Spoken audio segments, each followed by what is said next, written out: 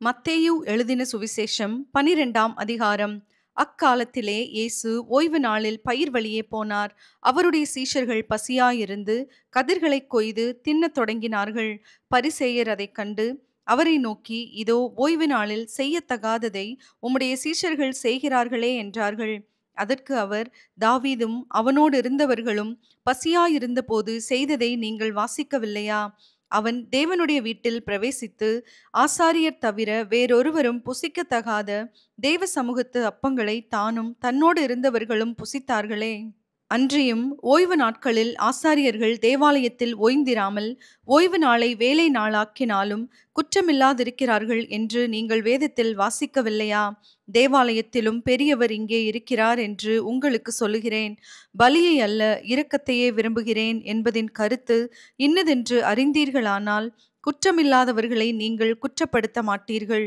மனுஷகுமாரன் ஓய்வு நாளுக்கும் ஆண்டவராயிருக்கிறார் என்றார். அவர் அவ்விடம் விட்டு போய் அவர்களுடைய ஜெப ஆலயத்தில் பிரவேசித்தார். அங்கே சூம்பின கையுடைய மனுஷன் ஒருவன் இருந்தான். அப்பொழுது அவர் மேல் குற்றம் சாட்டும்படிக்கு, ஓய்வு நாளில் சொஸ்தமாக்குகிறது நியாயமா என்று கேட்டார்கள். அதற்கு அவர், உங்களில் எந்த மனுஷனுக்காகிலும் ஒரு ஆடு இருந்து அது ஓய்வு நாளில் குழியிலே விழுந்தால் அதை பிடித்து தூக்கிவிட மாட்டானோ? ஆட்டை பார்க்கிலும் மனுஷனானவன் எவ்வளவோ விசேஷித்திருக்கிறான். ஆதலால் ஓய்வு நாளிலே நன்மை செய்வது நியாயந்தான் என்று சொன்னார். பின்பு அந்த மனுஷனை நோக்கி, உன் கையை நீட்டு என்றார். அவன் நீட்டினான். அது மறு கையைப் போல் சொஸ்தமாயிற்று. அப்பொழுது பரிசேயர் வெளியே போய் அவரை கொலை செய்யும்படி அவருக்கு விரோதமாய் ஆலோசனை பண்ணினார்கள். இயேசு அதை அறிந்து அவ்விடம் விட்டு விலகி போனார்.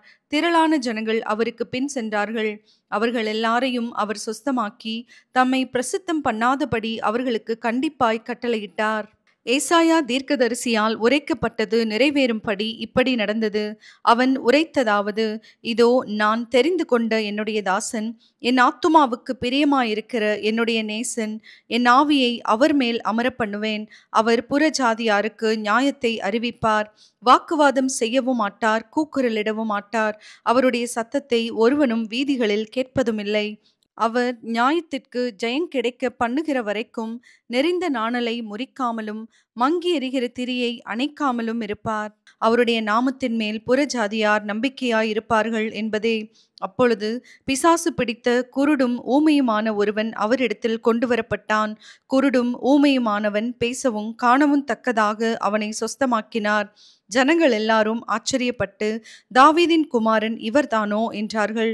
பரிசேயர் அதை கேட்டு, இவன் பிசாசுகளின் தலைவனாகிய பெயல்செபூலினாலே பிசாசுகளை துரத்துகிறானே அல்லாமல் மற்றபடி அல்ல என்றார்கள்.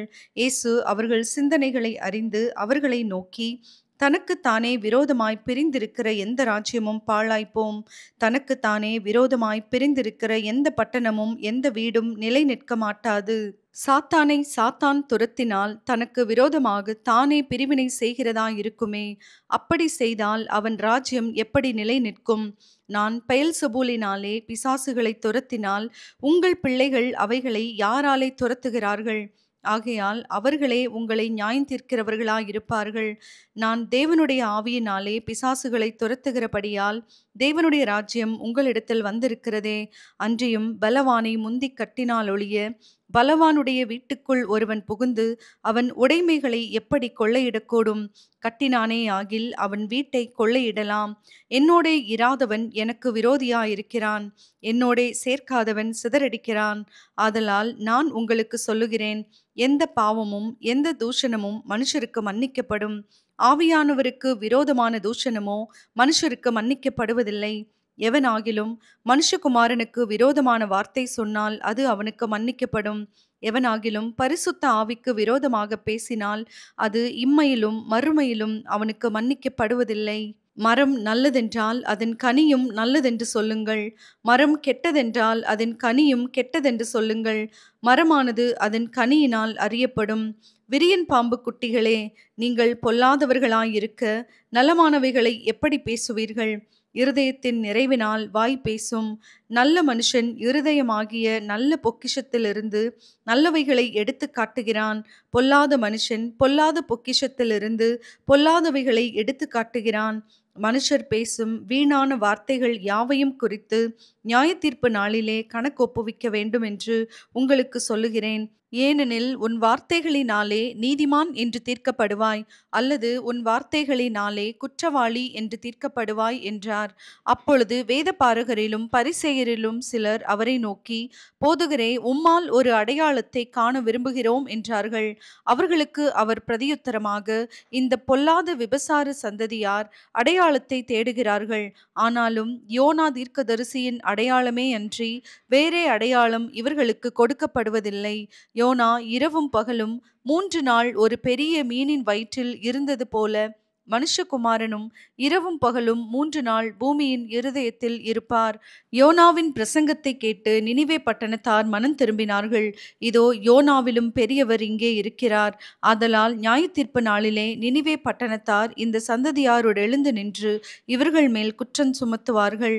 தென் தேசத்து ராஜஸ்திரீ பூமியின் எல்லைகளிலிருந்து சாலமோனுடைய ஞானத்தை கேட்க வந்தாள். இதோ, சாலமோனிலும் பெரியவர் இங்கே இருக்கிறார். ஆதலால் நியாயத்தீர்ப்பு நாளிலே அந்த ராஜஸ்திரீ இந்த சந்ததியாரோடு எழுந்து நின்று இவர்கள் மேல் குற்றம் சுமத்துவாள். அசுத்த ஆவி ஒரு மனுஷனை விட்டு புறப்படும் போது வறண்ட இடங்களில் அலைந்து இளைப்பாறுதல் தேடியும் கண்டடையாமல், நான் விட்டு வந்த என் வீட்டுக்கு திரும்பி போவேன் என்று சொல்லி அங்கே வந்து அந்த வீடு வெறுமையாகவும் பெருக்கி ஜோடிக்கப்பட்டதாகவும் இருக்க கண்டு திரும்பி போய் தன்னிலும் பொல்லாத வேறு 7 ஆவிகளை தன்னோடே கூட்டிக் கொண்டு வந்து உட்புகுந்து அங்கே குடியிருக்கும். அப்பொழுது அந்த மனுஷனுடைய முன்னிலைமையிலும் அவன் பின் நிலைமை அதிக கேடுள்ளதாயிருக்கும். அப்படியே இந்த பொல்லாத சந்ததியாருக்கும் சம்பவிக்கும் என்றார். இப்படி அவர் ஜனங்களோடே பேசுகையில் அவருடைய தாயாரும் சகோதரரும் அவரிடத்தில் பேச வேண்டுமென்று வெளியே நின்றார்கள். அப்பொழுது ஒருவன் அவரை நோக்கி, உம்முடைய தாயாரும் உம்முடைய சகோதரரும் உம்மோடே பேச வேண்டுமென்று வெளியே நிற்கிறார்கள் என்றான். தம்மிடத்தில் இப்படி சொன்னவனுக்கு அவர் பிரதியுத்தரமாக, என் தாயார் யார், என் சகோதரர் யார் என்று சொல்லி தம்முடைய கையை தமது சீஷர்களுக்கு நேரே நீட்டி, இதோ என் தாயும் என் சகோதரரும் இவர்களே. பரலோகத்தில் இருக்கிற என் பிதாவின் சித்தத்தின்படி செய்கிறவன் எவனோ அவனே எனக்கு சகோதரனும் சகோதரியும் தாயுமாயிருக்கிறான் என்றார். மத்தேயு எழுதின சுவிசேஷம் 13ஆம் அதிகாரம். இயேசு அன்றைய தினமே வீட்டிலிருந்து புறப்பட்டு போய் கடலோரத்திலே உட்கார்ந்தார். திரளான ஜனங்கள் அவரிடத்தில் கூடி வந்தபடியால் அவர் படவில் ஏறி உட்கார்ந்தார். ஜனங்கள் எல்லாரும் கரையிலே நின்றார்கள். அவர் அநேக விசேஷங்களை உவமைகளாக அவர்களுக்கு சொன்னார். கேளுங்கள், விதைக்கிறவன் ஒருவன் விதைக்க புறப்பட்டான். அவன் விதைக்கையில் சில விதை வழி அருகே விழுந்தது. பறவைகள் வந்து அதை பட்சித்து போட்டது. சில விதை அதிக மண்ணில்லாத கற்பாறை இடங்களில் விழுந்தது. மண் ஆழமாயிராததினாலே அது சீக்கிரமாய் முளைத்தது. வெயில் ஏறின போதோ தீந்து போய் வேரில்லாமையால் உலர்ந்து போயிற்று. சில விதை முள்ளுகளுள்ள இடங்களில் விழுந்தது. முள் வளர்ந்து அதை நெருக்கி போட்டது. சில விதையோ நல்ல நிலத்தில் விழுந்து சிலது 100ஆகவும் சிலது 60ஆகவும் சிலது 30ஆகவும் பலன் தந்தது. கேட்கிறதற்கு காதுள்ளவன் கேட்க கடவன் என்றார். அப்பொழுது சீஷர்கள் அவரிடத்தில் வந்து, ஏன் அவர்களோடே உவமைகளாக பேசுகிறீர் என்று கேட்டார்கள். அவர்களுக்கு அவர் பிரதியுத்தரமாக, பரலோக ராஜ்யத்தின் இரகசியங்களை அறியும்படி உங்களுக்கு அருளப்பட்டது, அவர்களுக்கோ அருளப்படவில்லை. உள்ளவன் எவனோ அவனுக்கு கொடுக்கப்படும், பரிபூரணமும் அடைவான். இல்லாதவன் எவனோ அவனிடத்தில் உள்ளதும் எடுத்து கொள்ளப்படும். அவர்கள் கண்டும் காணாதவர்களாயும் கேட்டும் கேளாதவர்களாயும் உணர்ந்து கொள்ளாதவர்களாயும் இருக்கிறபடியினால் நான் உவமைகளாக அவர்களோடே பேசுகிறேன். ஏசாயாவின் தீர்க்க தரிசனம் அவர்களிடத்தில் நிறைவேறுகிறது. அதாவது, காதார கேட்டும் உணராதிருப்பீர்கள், கண்ணாரக் கண்டும் அறியாதிருப்பீர்கள். இந்த ஜனங்கள் கண்களினால் காணாமலும் காதுகளினால் கேளாமலும் இருதயத்தினால் உணர்ந்து மனம் திரும்பாமலும் நான் அவர்களை ஆரோக்கியமாக்காமலும் இருக்கும்படியாக அவர்கள் இருதயம் கொழுத்திருக்கிறது. காதால் மந்தமாய் கேட்டு தங்கள் கண்களை மூடிக்கொண்டார்கள் என்பதே. உங்கள் கண்கள் காண்கிறதினாலும் உங்கள் காதுகள் கேட்கிறதினாலும் அவைகள் பாக்கியமுள்ளவைகள். அநேக தீர்க்கதரிசிகளும் நீதிமான்களும் நீங்கள் காண்கிறவைகளை காணவும் நீங்கள் கேட்கிறவைகளை கேட்கவும் விரும்பியும் காணாமலும் கேளாமலும் போனார்கள் என்று மெய்யாகவே உங்களுக்கு சொல்லுகிறேன். ஆகையால் விதைக்கிறவனை பற்றிய உவமையை கேளுங்கள். ஒருவன் ராஜ்யத்தின் வசனத்தை கேட்டும் உணராதிருக்கும் போது பொல்லாங்கன் வந்து அவன் இருதயத்தில் விதைக்கப்பட்டதை பறித்து கொள்ளுகிறான். அவனே வழி அருகே விதைக்கப்பட்டவன். கற்பாறை இடங்களில் விதைக்கப்பட்டவன் வசனத்தை கேட்டு உடனே அதை சந்தோஷத்தோடே ஏற்றுக்கொள்ளுகிறவன் ஆகிலும் தனக்குள்ளே வேரில்லாதவனாய் கொஞ்ச காலம் மாத்திரம் நிலைத்திருப்பான். வசனத்தின் நிமித்தம் உபத்திரவமும் துன்பமும் உண்டான உடனே இடறலடைவான்.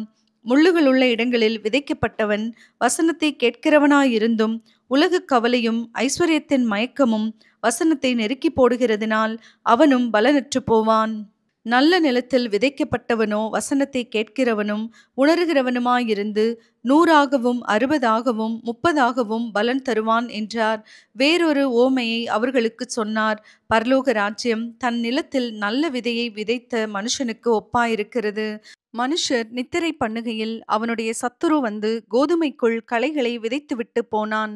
பயிரானது வளர்ந்து கதிர்விட்ட போது களைகளும் காணப்பட்டது.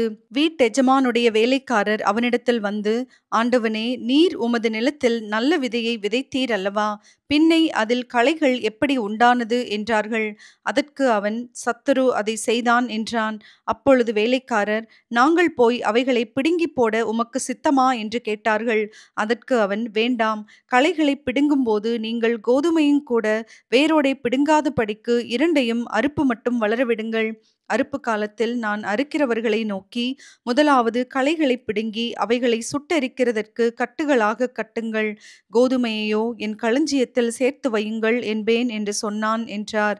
வேறொரு ஓமையை அவர்களுக்குச் சொன்னார். பரலோக ராஜ்யம் கடுகு விதைக்கு ஒப்பாயிருக்கிறது. அதை ஒரு மனுஷன் எடுத்து தன் நிலத்தில் விதைத்தான். அது சகல விதைகளிலும் சிறிதாயிருந்தும் வளரும் போது சகல பூண்டுகளிலும் பெரிதாகி ஆகாயத்து பறவைகள் அதன் கிளைகளில் வந்து அடையத்தக்க மரமாகும் என்றார். வேறொரு உவமையை அவர்களுக்குச் சொன்னார். பரலோக ராஜ்யம் புளித்த மாவுக்கு ஒப்பாயிருக்கிறது. அதை ஒரு ஸ்திரீ எடுத்து முழுவதும் புளிக்கும் வரைக்கும் 3 படி மாவிலே அடக்கி வைத்தாள் என்றார். இவைகளையெல்லாம் இயேசு ஜனங்களோடே உவமைகளாக பேசினார். உவமைகளினாலே அன்றி அவர்களோடே பேசவில்லை. என் வாயை உவமைகளினால் திறப்பேன், உலகத் தோற்றம் முதல் மறைபொருளானவைகளை வெளிப்படுத்துவேன் என்று தீர்க்கதரிசியால் உரைக்கப்பட்டது நிறைவேறும்படி இப்படி நடந்தது.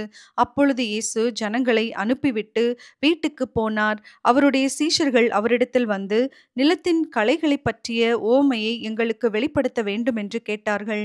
அவர் பிரதியுத்தரமாக, நல்ல விதையை விதைக்கிறவன் மனுஷகுமாரன், நிலம் உலகம், நல்ல விதை ராஜ்யத்தின் புத்திரர், களைகள் பொல்லாங்கனுடைய புத்திரர், அவைகளை விதைக்கிற சத்துரு பிசாசு, அறுப்பு உலகத்தின் முடிவு, அறுக்கிறவர்கள் தேவதூதர்கள்.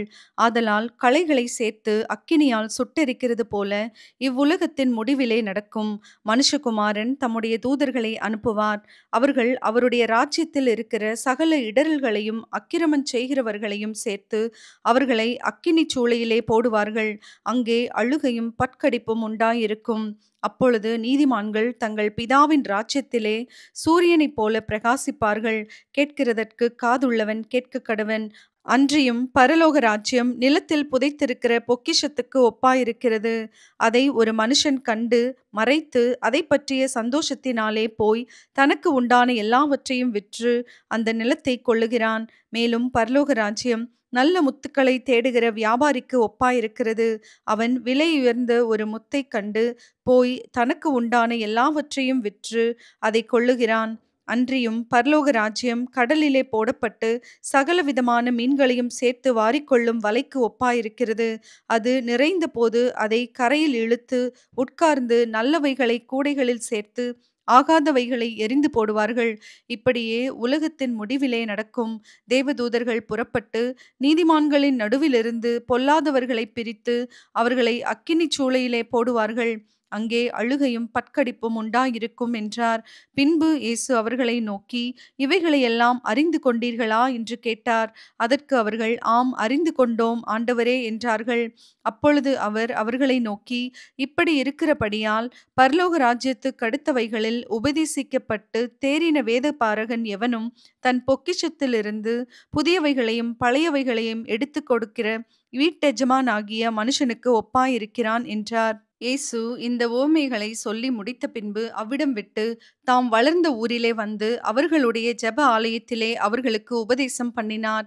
அவர்கள் ஆச்சரியப்பட்டு, இவனுக்கு இந்த ஞானமும் பலத்த செய்கைகளும் எப்படி வந்தது? இவன் தச்சனுடைய குமாரன் அல்லவா? இவன் தாய் மரியாள் என்பவள் அல்லவா? யாக்கோபு, யோசே, சீமோன், யூதா என்பவர்கள் இவனுக்கு சகோதரர் அல்லவா? இவன் சகோதரிகள் எல்லாரும் நம்மிடத்தில் இருக்கிறார்கள் அல்லவா? இப்படி இருக்க இதெல்லாம் இவனுக்கு எப்படி வந்தது என்று சொல்லி அவரை குறித்து இடறலடைந்தார்கள். இயேசு அவர்களை நோக்கி, தீர்க்கதரிசி ஒருவன் தன் ஊரிலும் தன் வீட்டிலுமே அன்றி வேறெங்கும் கனவீனம் அடையான் என்றார். அவர்களுடைய அவிசுவாசத்தின் நிமித்தம் அவர் அங்கே அநேக அற்புதங்களை செய்யவில்லை.